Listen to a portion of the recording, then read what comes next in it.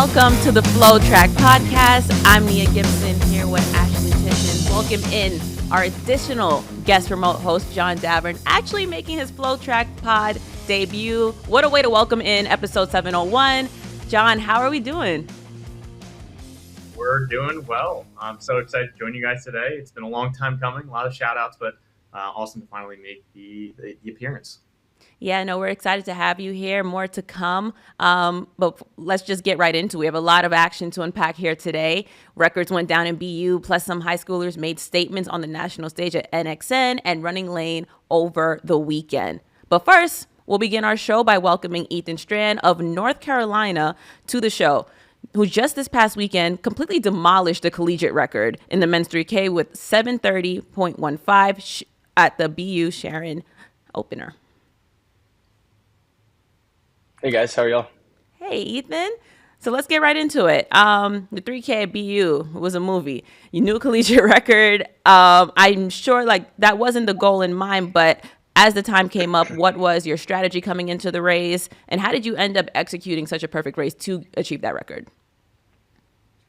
Yeah, I think it was talked about beforehand a lot with Coach Milt and Parker, and it was something we both thought we could do. So it was kind of just get on the track, compete, and whoever was going to win the race was going to run really fast and probably set the collegiate record. So we knew that coming in, and we were just racing, we were just competing. I think it's funny because I think I watched an interview you did afterwards, and you're like, we thought we were going to be in that 7:34, 7:35 range, but I'm sure 7:30 wasn't necessarily that goal in mind there. And it was kind of cool because it, like you said, it was a final kick between you and your teammate Parker Wolf there. Take us through that moment, especially that last lap where you were trying to make that move on that final stretch to take the win there, and how were you able to find just enough to come away with the win?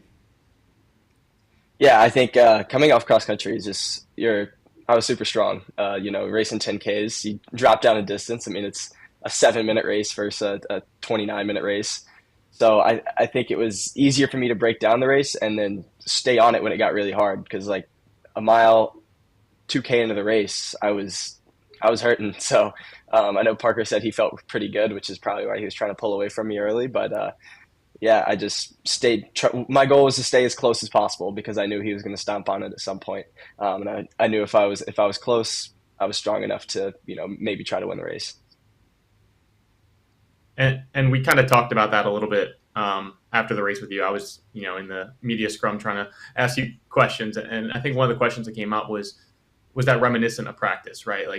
Obviously you've been in those moments with Parker before, and you haven't wanted to race him in practice, but talk to me about how just knowing what his gears look like at practice helped you make that final move. Yeah, we've over the years we've done some speed stuff together. 2 years ago, our sophomore year, I would just pull away from him in practice when we were running fast. And last year there were moments where we're running a hard 500 and he's up on my shoulder and I can't, he's not going anywhere. And then this Tuesday before the race, we did some 600s and we ran pretty fast on the last rep. He was leading. And I'm chasing him and I'm like, if I really wanted to go right now, I actually don't think I could pass him. So it just shows that he's getting a lot stronger and a lot faster, and I've noticed that. So the fact that I was actually able to get around him is a pretty big confidence boost. So yeah, as you're coming into that bell lap, right? Are you looking at the clock at all? Did you look at the clock and see 7:31 or whatever it was, or were you just completely locked in on Parker and just trying to find a way around him? The last time I looked at the clock was when the pacer stepped off. So at 2K was the last time I looked up at the clock, and after he stepped off, I just was racing. So just trying to make sure I was in the right position. I had a feeling that Parker was gonna go at some point. So putting myself in a position to where he doesn't get away from me if he does go. So yeah, after the pacer stepped off, I saw 5:04 and I was like, okay, we're really running. And I was like, all right, well, it's time to go. So did you even when did it set in that you just broke the collegiate record, right? When did you actually realize? I had a feeling when we I could kind of sense how fast we ran over the last 600 meters. I think we were like 124 or something over our last 6. So I had a feeling that we ran really fast, but then when I laid down on the track, I mean, my legs were hurting. I haven't felt like that after a race in a long time. Even finishing the trials, I didn't have the feeling that I had yesterday. I was really, really hurting. So after I laid down, I looked up at the clock. I saw 7:30. I was like, well, okay. Like I didn't even really know how to process it at first. It's pretty cool. And I didn't quite think it was something I was capable of right this second, but I knew it was, in the realm of possibilities for something we could do this winter. Obviously coming into this off of cross country season, this BU opener, that's when a lot of the distance people they're going after fast times because they're, they just tried to peak for NCAA, so they're all really fit. And, including you, during the cross country season, you had your best season yet. I believe you finished 8th at NCAA championships in Madison leading in to your indoor season opener. I'm just curious, what do you think was the biggest contributor to finding some success on the cross country course this season that is now obviously translated to the track early on? Yeah, I mean, I think I've been very healthy for the last 3 years. And it's allowed me to stay consistent and run more. And actually in cross country this year, I felt like I belonged. And I actually was able to compete like I belonged because, I was up in the front of these races. That was never how it happened. I was always back in 40th or 60th or 200th trying to find a way to motivate myself to, run hard. And this year it was kind of like, okay, I'm strong enough that I'm in the front of these races so I can actually race and compete, which is to me the most fun part, and try to win.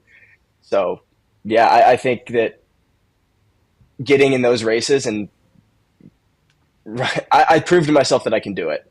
And that's all I needed to know going into this track season is I did something I never thought I was capable of on the cross course. So why am I not going to do something crazy on the track or try to do something I didn't think I was capable of on the track now? So. For sure, Ethan. As we're talking about what you're capable of, you have set a high bar for Christmas. So what will the goal be once we're getting into the new year and for the rest of the indoor season?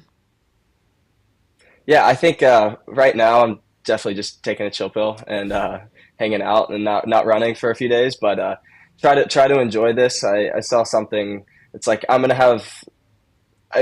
It's gonna be a hard time breaking expectations coming up in these next few seasons, and that's good. I like a little bit of pressure. So yeah, I'm just trying to enjoy it for now and then get back into it. I'm excited. I'm already ready to get back on the track.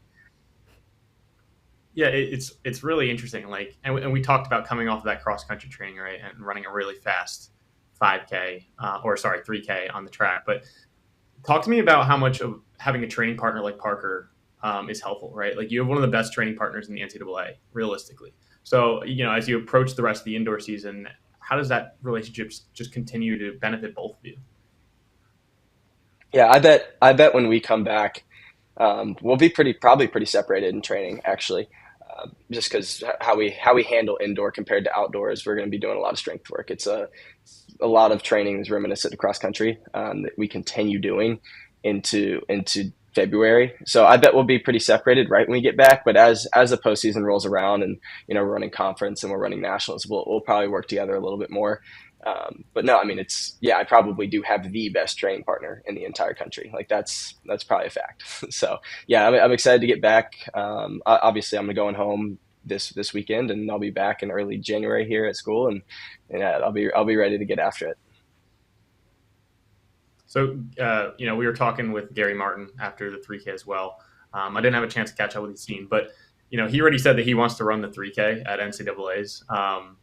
Obviously, you come from a very similar branch to him where it's well, do you do the mile or 3K or both? So for you, do you think we could see a potential rematch between the four men that we saw on the track on Saturday? I think that's absolutely going to happen. I think you're probably going to see a rematch between more than just those four guys. I mean, Nathan and Nathan Green and Adam Spencer, they finished 5th and 6th in that race running 7:40. I wouldn't even be surprised if we saw them running the 3K. So yeah, that's probably what my postseason is going to look like. I don't know at conference. We'll see how that plays out. I might even run a 5K. I don't know. But on the national stage, I'm thinking DMR 3K this year, so we'll see. Heard it here first.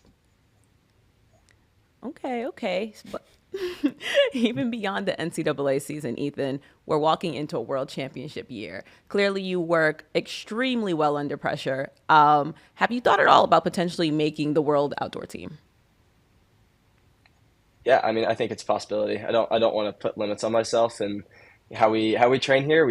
We're set up to, go late into the summer, and this year we're gonna have to go late into the summer again. So, no, I think that's totally a possibility, and I'm excited to give it a shot. We're excited to watch. Thank you so much for joining us, Ethan. Best of luck going forward to you and the rest of the season. All right, guys, as we move on, let's talk about Graham Blanks, number 2 all-time in the 5K and hits the world standard. Yeah, I mean, I think if we're looking at everything that happened this weekend at the BU Sharon Colyear-Danville Opener, I mean, there's just so much to talk about. And you mentioned it right off the bat, like I think one of the biggest performances from that race has to be Graham Blanks going number 2 all-time indoors in the 5K. He hits that world standard of 13:01. I mean, it was crazy, and it came in his grand finale for his collegiate career, which I know we'll get to in a bit. But again, he runs 12:59. It really came down to that final lap. He was really just, if you've watched the race video, he was really just gutting it out there, and it really came down to, oh gosh, like it was a coin toss whether or not I think he was going to break 13, but he did, and he breaks 13 in the 5K for the first time in his collegiate career. Again, just watching from afar, watching the stream, it was pretty cool to see. John, I know you were down obviously on the ground at BU and got to witness this firsthand. From your perspective, like what were some of the observations you had out there and how this race played out? I mean, if we didn't talk about the atmosphere at BU, then why? Like, you can't even have a conversation about it without talking about like the fans and just it felt like an Olympic final. And obviously I've never been to the Olympics, but like that's the type of atmosphere that BU kind of brings. And so when the pacer stepped off the track and Graham Blanks finally took the lead, the facility just erupted in cheers and applause and calling for Graham to run faster. And I think for a lap there, he did pick it up like maybe a little bit too much. And he mentioned that in his post-race interview, but the atmosphere was incredible, and you could tell like something big was about to happen before it eventually did. Definitely. When I was watching it, his race was very Steve Prefontaine-esque in terms of just the gutsiness of it all, the way he was just running and gunning for it. He really went for broke, and it paid off. To come back and run the number 2 all-time time in the 5K in collegiate history was amazing to watch, amazing to witness, and I guess there's more to come as we talk about how he goes pro. Yeah, and I mean, just in general, I think, even though Blanks had the crazy race there, I mean, the guys behind him still ran really well too. I know, John, I'm looking at your notes here. I know you wrote down Liam Murphy. I don't want to take your point here, but I mean, that guy, we've seen him do really well in the 1500 mile, and he can go all the way up to the 5K. And, he ran one of the fastest, times in collegiate history, made that top 10 there. We also saw Brian Musal of Oklahoma State also have a good performance. So, I mean, all in all, while it was Graham Blanks that stole the show, he wasn't the only one that performed super well on the day. Right. Like, I think the 5K as a whole, in some ways, like, it's wild thinking about the 3K, right? Because the 3K set a collegiate record, but the 5K felt like the bigger race here. And I think that's because for some, it was a final bow for Graham Blanks. We kind of had an idea that he was going pro, and so I think everyone in the facility felt like he was just going to crush it, which he did. But then, let's talk about Liam Murphy and Brian Musal. I think Liam Murphy displayed some incredible range. He ran the 6th fastest 5K in collegiate history indoors, 13:11 and change, and then Brian Musal was right there as well. But it was funny watching because you had Graham Blanks out front, you had Brian Musal right on his heels, and then the entire second half of that race, it was like Liam Murphy was just trying to hold on, and you could tell he was just trying to hold on for as long as he could. Eventually, he fell off, but he was able to get back past Brian Musal late, which was really, really impressive for a guy who's obviously more of a 1500 guy. We've seen him at the Penn Relays win countless wheels by just outkick from the field. So it was really, really fun to watch him just bounce back from falling off the pack and then suddenly moving back up and finishing with a time of 13:11. So it was really cool to watch. As we talk about indoor 5K records, number 2 all time, we have to talk about Doris Lemengole of Alabama. You know, I think that was a statement race. It was the type of race that really put the nation on notice, not only for Doris, but also for the rest of the competitors in the field. It was a fast race. Yeah, I think if you're looking at the women's race here on the 5K at BU, yeah, Doris Lemengole, she's the NCAA cross country champion. And, you know, I think a lot of people expected that she was going to come into this 5K here at BU Opener and put on a stellar show. I think everyone was kind of on a collegiate record watch here. And that's what we got here. We got a new collegiate indoor record in that 5K, 14:52:57. She held off her former teammate and NCAA cross-country third-place finisher Hilda Olamomoy of Florida, who was just behind her. Now, if you're looking at the collegiate all-time list, if you were to combine both the outdoor and indoor marks, so for all-time, all-conditions marks, Doris only sits just, you know, fractions of a second behind Parker Valby's mark, which was set at the NCAA outdoor meet in Eugene over the summer. So, I mean, that is an all-time performance there from her, and it was really cool to see. And here we go. We have the final stretch here, the final lap of that race. And really, if you watch, I mean, it's hard, too, for these ladies because, as you can see, they're having to go all the way out into lane 2 to try to pass a lot of the lapped runners. And it's kind of crazy to think that even a lot of these runners that they lapped, I mean, they're still running elite-level times for the NCAA. This is definitely going to be an interesting season because also watch how Hilda stays in striking distance. She's on her heels. And look at that smile from Hilda. Like, she was so hyped to run that fast. We spoke with her after the race, and she was just like, I can't believe I broke 15. I can't believe I broke 15. Those two are in really good shape. I know we knew that coming out off of cross country, but for both of them to break 15 was pretty incredible. And then Pamela Kosgei was not far back either. 15 flat, and Amy Bunnage was right there with her as well. Yeah, I mean, Amy Bunnage, crazy. Yeah, I mean, we saw 4 of the top 5 all-time indoor marks in this one race alone. When you look at Doris, Hilda, Pamela, and Amy Bunnage, I mean, that right there I think shows what kind of level we're at right now in the NCAA on the women's side, especially on that longer distance range. So I think this was just really exciting to see.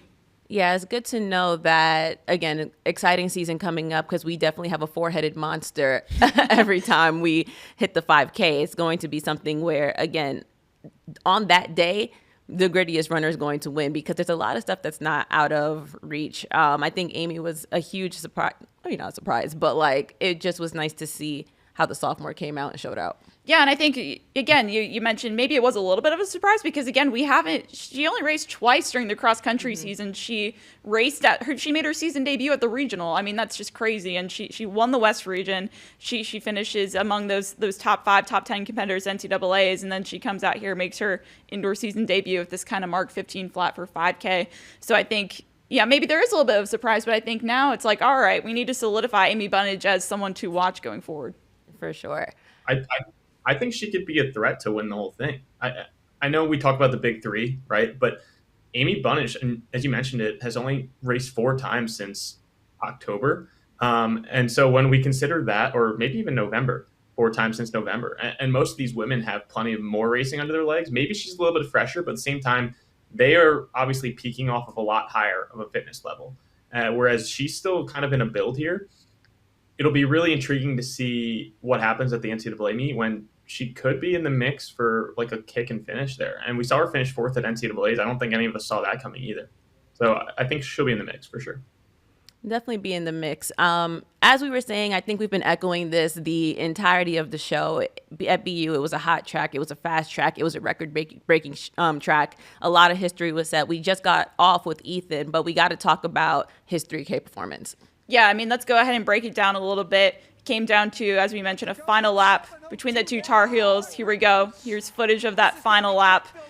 I mean, as you can see, Parker was really trying to pull away from Ethan here. He was trying to put a gap on him.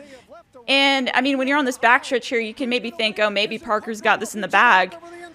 But then as you come around the final turn, it's Ethan that, makes a move on the outside here and goes out into lane 2 to try to pass his teammate Parker Wolf. And sure enough, it's Ethan that gets it just barely at the line. Yeah, very bold move. Turning on, trying to kick on the turn too, because you're running a whole bunch more real estate in order to win that race at the line. Well, I was just about to say that, like, if you look at that turn and watch it back frame for frame, which we're not going to do, but you'll actually see Ethan, like, perfectly time his move where he limited the amount of time he was actually running up the curve. And he was able to kind of just do it the last, like, 20 meters of the curve and limit the amount of time he was actually running uphill. And time the move perfectly. I mean, beats him by hundredths of seconds. So incredible move, actually. Like, if you think about, like, the logistics that kind of went into that final kick there. Yeah, some tactics there for sure. And then I love how at the end you can just see, like, even though Parker got beat by his teammate there, they're still celebrating and hugging and everything. I think it kind of shows and speaks to a lot of the culture probably that's been, created there at UNC under Coach Miltenberg out there. But again, like, I don't think, I guess, like, from that video, it doesn't maybe speak enough justice to it. But the fact that, like, they demolished this collegiate record. Like, it wasn't like it's not like Ethan Strand just got it by a hair. I mean, he completely destroyed this record. So I think that this is a huge statement going forward, right? Like, if you're able to go into a meet in December and able to do this, obviously you're coming off of some of that NCAA cross-country fitness. This is obviously a great start to the indoor season. And, I know we were speaking with Ethan earlier, and he was saying, like, maybe that 3K DMR double is what he would do. Maybe we'll see him in a mile. We know he has that speed. He made the Olympic trials final in the 1500, but obviously a great start here to the season for Ethan Strand. I'm excited to watch him throughout the season. I want to talk again about his kick coming down the back end. I think he executed that just perfectly. I think what he had over Parker was just a tad bit more poise and composure as they were coming through that last straightaway, which kind of had him ultimately get the edge over him.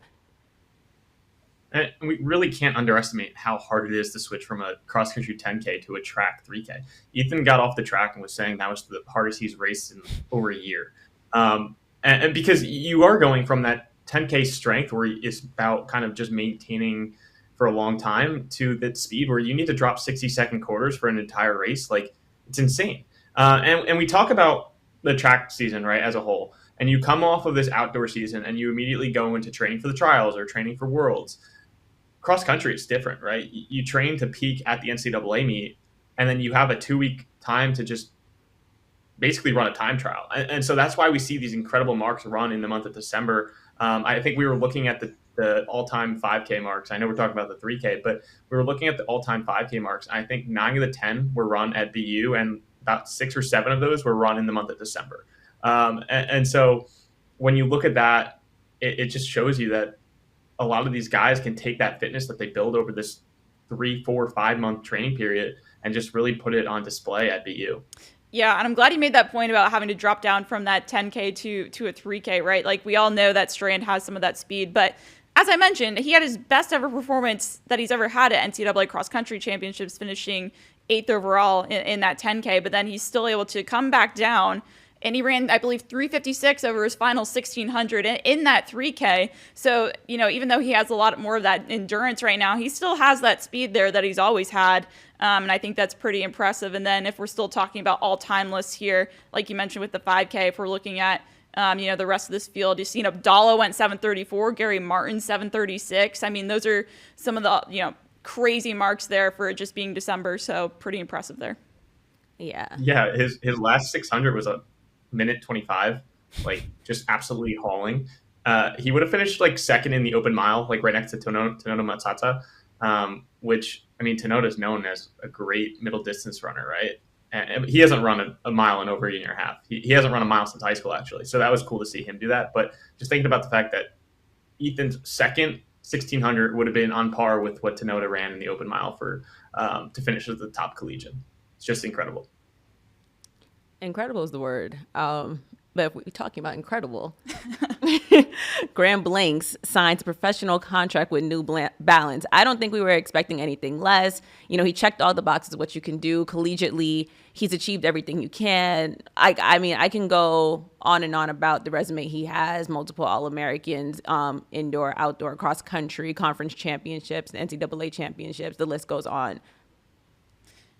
Yeah, I mean, so coming out of BU, the breaking news on Monday was that Graham Blanks has gone pro. He's been an NIL athlete with New Balance for some time now, and so it's probably no surprise to see that he's now going to sign a professional contract with New Balance. And this move makes a lot of sense, right? He already, like I said, had that NIL deal. He gets to stay in Boston. He gets to stay training with his college coach Gibby out of Harvard. He's going to finish getting his degree at Harvard too, I believe, in economics and philosophy. So going to get that Harvard degree still and then continue to train. But I think for me, like, the biggest thing here is that, if you're thinking back to, over the past 10, 15 years or so, like, when's the last time that New Balance has signed a male distance athlete of this caliber to their squad? Like, I can't think of any, they've gotten plenty of big names on the women's side, I think. And now you also have Parker Valby too coming into that as well. But now you add Graham Blanks, who is, again, I think, just a huge add for them, especially on that men's side. So I think this is a really big move for them. And I think Graham Blanks is very comparable to Grant Fisher. Like, I think when people think about Grant Fisher and Graham Blanks, they feel like they have a lot of similarities. And so if you have a name, if New Balance just signed a name that's the next big future star of American distance running, which I think we all think he is, then they've really scored on this. And it was a perfect match for Graham as well, right? He gets to stay in Boston, train with the guys he's been training with the same coach he's been training with. And so although he's going pro, he's not really changing too much in his training philosophy or his setting. And so that's going to allow him to kind of flourish over the next year or so. Definitely want to echo how big of a move it is for New Balance, because there's a couple of things that's important to note here. And, preface it, both of these are important. I think there's a difference between believing you can do it and now proving that you can. And they're having a version of Graham Blanks with a huge battery in his back, big year coming up. He just, like, his season opener was his collegiate grand finale overall. And New Balance is getting a very special athlete, like you were saying, future of distance running, and excited to see what's to come on the pro circuit. Yeah, I do think it's interesting that, he concluded his quote unquote collegiate career at BU. I feel like that's pretty fitting way to end it. But yeah, I think it's if you think about it, like, what else did he have to accomplish really at the collegiate level? I think now in his mind, he's already made an Olympic team. He's already won NCAA titles. Like, why not move up to the pro ranks now and start, cashing in on that a little bit? So I think, especially if we're going into a year where it's a world indoor year or world outdoor year, there's plenty of teams to make. And I think this move makes a lot of sense. I think the only way he could have capped it off better, and I think he won't say this in an interview. He said that he was just targeting the world standard, but you have to think that the NCAA 5K record was on the back of his mind. And yeah. I think that's the only way he could have capped this off better. Obviously, coming off an NCAA title in cross country, he's second in a row. We knew he was going to run fast, and we mentioned it, and we talked about it. But I think that NCAA record would have been the cherry on top. But he still broke 13, second fastest all time. So it was just a perfect way. And after the race, he we went back to interview him, and he threw the New Balance scarf on as a little I don't want to call it a sneak peek, but maybe a little teaser to everyone. I know he's an NIL athlete, but you just have the feeling that, all right, well, this is it. Definitely couldn't agree more. As we're talking about great athletes, Ashley, you were in Oregon this weekend. Yes, I was in Portland, and it was definitely a mud fest out there. Oh, let's talk about it. NXN, we had some surprises. What's up? Yeah, we had, while we had some great action going on the collegiate and pro side, we had some, great action as well on the high school side with a lot of cross-country national championships happening. And yes, I was at Nike Cross Nationals out in Portland at NXN. And as I mentioned, it was an interesting race, on both sides, on the girls' sides and the boys' sides, because, in Portland, typical Portland fashion, it was pouring down rain. It was a mud fest out there. But nonetheless, we still saw some great performances. If we're capping off what exactly happened here, I'll first talk about the girls' side here. Jane Hendegren, absolutely, she just dominated this entire field here in the girls' race to win. That was the first race that went off on the day. She won by right around 40 seconds, which that may be like one of the biggest wins we've ever seen in NXN history.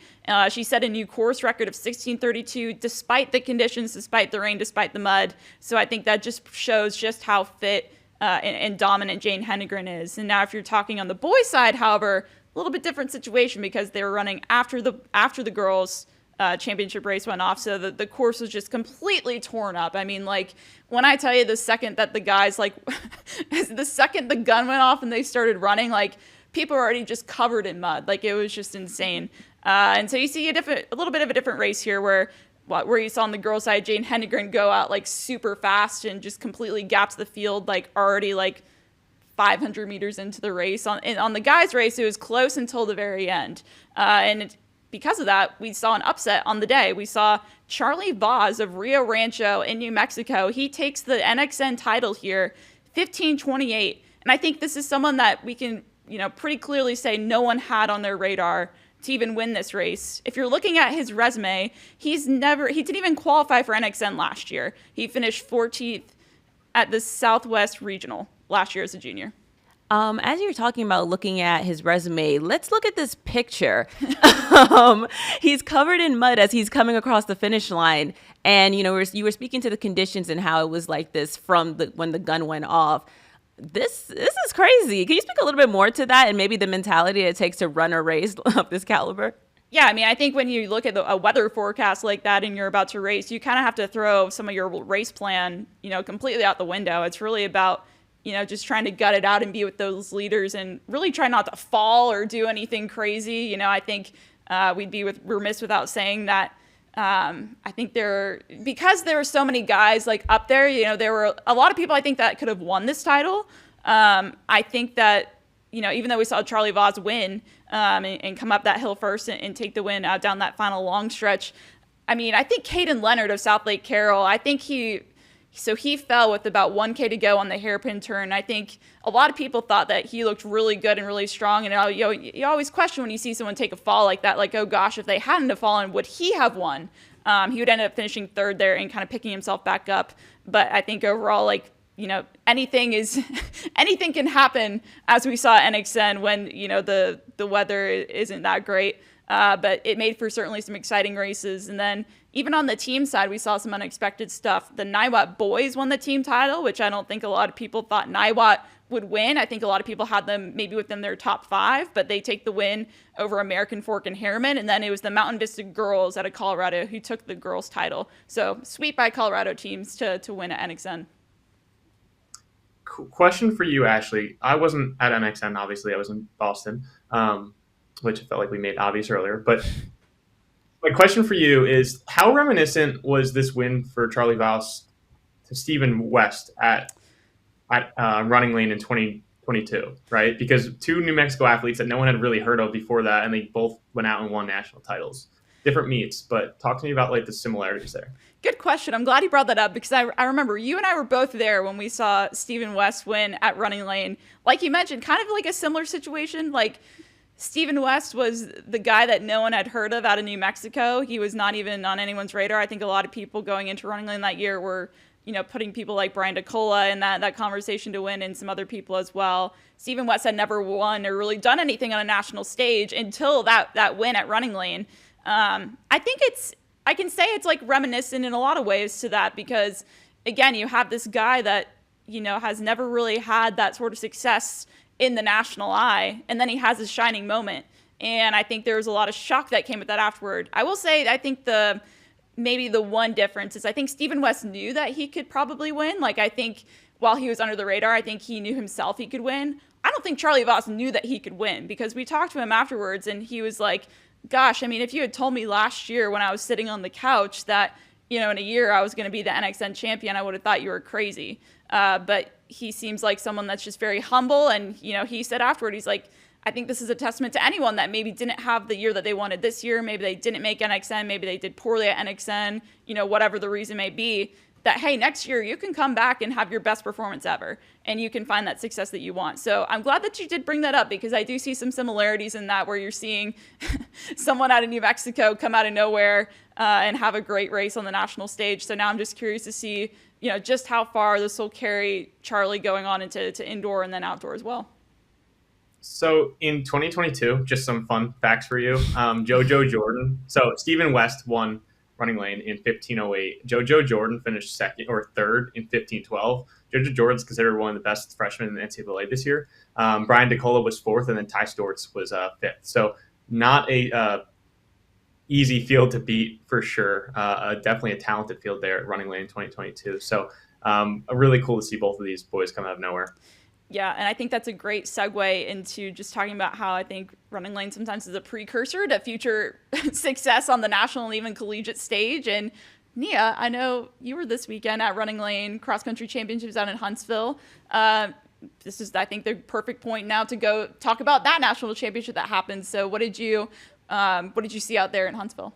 I saw a lot. A lot of people were jumping in the pond. I didn't know that was a thing out there. Yes, that is a thing. That is a thing. They do it every year. The kids start like jumping into the pond beyond the finish line. I learned that. Well, it was 20-degree conditions, but what I will say is one of the beautiful things that I saw at RunningLane is just this huge sense of community within not only just the runners, but the people who put it on, the city of Huntsville. It was really nice to see. But as we talk about that, we have to talk about how you weren't lying when you told me it was PRsville. Yes. You were not lying. For that boys 5K in the bronze, Andrew Allgood, he got a PR. And it was one of those things where you just seeing these big smiles on these kids' faces, and it just was like just one of them ones. But as we go into like the silver and gold medal races for the girls 5K, Cheyenne Thomas, she won like in blithering fashion. She ran a gutsy race. She came through the line. And the thing is, like, she's only a sophomore. She came in and she ran this race and she did what needed to be done. But then when we're talking about the boys 5K, the top six, all six of them PR'd. And it was such a personality within the winner of that, Holden Camarada. I spoke to him after the race and he crossed the finish line with a huge smile on his face. And he came to me and he said, you know, I made a bet with myself. If I did not PR, then I'd have to get a buzz cut. And you're just seeing like just all the personalities come out. You're seeing all the ways that they're running, the surprise PRs. It is a super fast course. I was unaware of that, and I'm seeing it now again, PRsville. And talking about the girls 5K gold medal race, as you can see on the screen, Gabby, she's raising her arms up victoriously as she crosses the finish line. You know, when I spoke to her after the race, she was just basically saying, yeah, we had a plan coming in, we executed coming in. The weather conditions weren't ideal. So she has this level of toughness and grit that you can see, because entering the race in the time of check-in, it was around 20 degrees, and then the conditions started to rapidly change from super cold and frigid to then perfect conditions. So she had to maintain her warmth. She had to end up and she ended up winning by 4 seconds over Ava Jarrell. And it was a nice way to cap off her junior year, her junior cross-country season. So, yeah, she just really, really smoked the field on that one. But the biggest storyline, I think, of the race was Rule Newberry. He is a freshman, and he won the boys 5K gold medal race in 14:46. And it's so funny. He's so soft-spoken and he's so shy, but he runs the complete opposite of his personality. He's somebody where you would never think that he's so small, right? And he completely surprised everybody. Nobody had him slated to win. Nobody predicted that he'd win, but he was the dark horse, not only of the race, but I think of the entire meet, Ashley and John. So yeah, there he is right there on the screen as he's crossing the line. And he is also such a humble guy. When he crossed the line, he just was like, yeah, you know, I came into this race like, I'm not sure if I was going to win, so I just ran. Yeah. So, yeah. Yeah, I'm glad you mentioned that. I think, if you talk to Miles Wood Texas editor Will Grundy, he can tell you that he knew that Rule Newberry was going to be a star, and I think this is where we really saw him shine here over the weekend at RunningLane. I mean, that's no joke to win a national title per se as a freshman, running in the 1440s there. He's out of Denton Guyer in Texas. So he's definitely going to be someone to watch now going on, hey, maybe does this mean that he'll be the next to, break through the national stage, win an NXN or something like we saw Jojo Jordan perform well at RunningLane and then end up winning NXN, who knows? But I think, staying on that topic of RunningLane being a place that kind of breeds the next crop of talent that goes on in the coming years to do well. Just some stats for you. I'll throw some stats out there. If you're looking at the top 10 freshmen in the country on the boys' side from this cross-country season, 5 of those 10 competed in Huntsville at RunningLane, including the Rule Newberry, who won the race. And then 2 of those freshmen also came from the winning boys team, which was Castleview. So if that's any indication of like, hey, like RunningLane is a place where some of the top young talents go that we could then see develop and grow over the next few years, like I think this is an indicator of that. I couldn't agree more. I really couldn't agree more. It was one of those races where a lot of people came in and showed that maybe I'm the underdog, but I'm going to come and show out.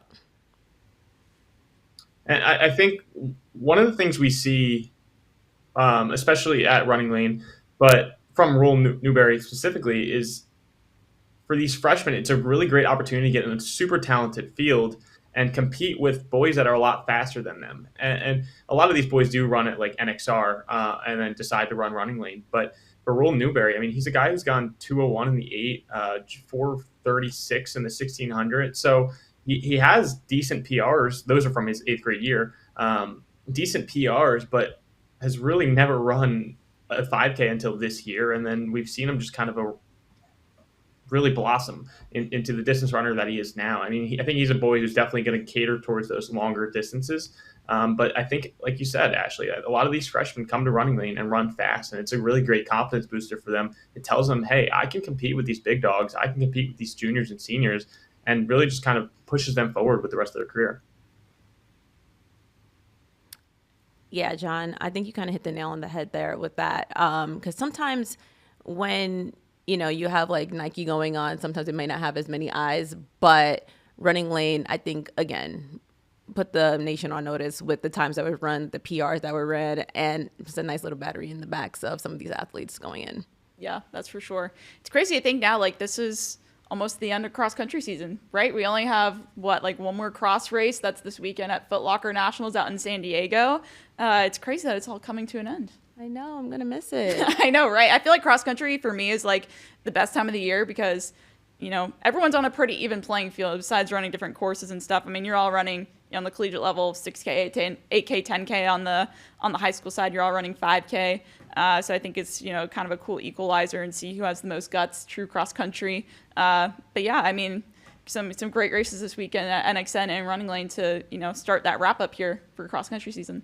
For sure. Foot Locker is going to be a good one to get into this coming weekend. And yeah, I can't wait to talk about it. That's for sure. But with all that being said, that's it for us. I'm Nia Gibson here with Ashley Tishins and John Davern. Thank you so much for tuning in, guys.